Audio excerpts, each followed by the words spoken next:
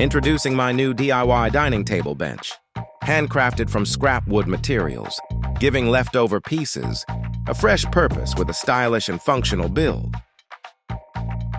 For this project, I'm using strong and durable studs measuring 2 inches, thick and 5 inches wide to create a solid and sturdy dining table bench. After carefully taking all the measurements, I'm making precise cuts using my Ryobi saw to ensure each piece fits perfectly for a clean and professional build. After completing the cuts, I carefully check each piece to make sure it fits according to my plan, helping to avoid any mismatches or alignment issues during the assembly process later. Now it's time to create the pocket holes, one of the best and most reliable methods for achieving strong and durable joints. I'm carefully drilling the pocket holes sized for 2 1/2-inch pocket hole screws to ensure a solid connection between each piece. Before fastening everything together, I first apply wood glue to strengthen the bond, then use the pocket hole screws to securely join the pieces and build the required frame, creating a strong, stable, and clean, professional-looking structure. For the bench legs, I use sturdy 2-inch by 5-inch studs.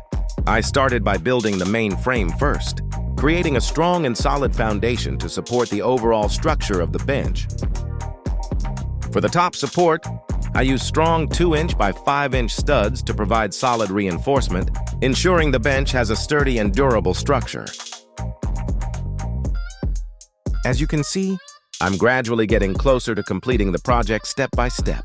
I'm using a combination of wood glue and screws to carefully bring each piece together, making sure everything is properly aligned and firmly secured.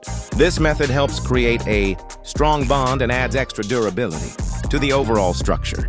With each stage of the build, it's starting to take its final shape, and I'm focusing on making sure the finish is solid, stable, and built to last. For the final top, I'm using 2x6-inch boards that have been carefully measured and cut to size, ensuring a proper fit and a clean, finished surface.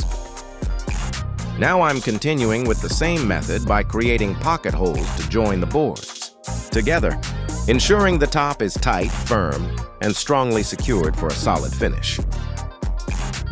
As you can see, I'm using wood clamps to securely hold the 2 boards in place while I work on joining them together. I'm now securing the 12-inch combined board to the main frame of the bench, carefully aligning it to ensure a proper fit and solid connection. This step is bringing the project closer to completion, as the structure is now starting to come together as a complete, stable bench. I'm using a trimming machine to shape all 4 edges, creating smooth, clean curves for a finished look. Thanks for watching. Stay tuned for part 2, where I'll be showing the staining process and the final finished look. Don't forget to check out my other DIY home improvement projects as well.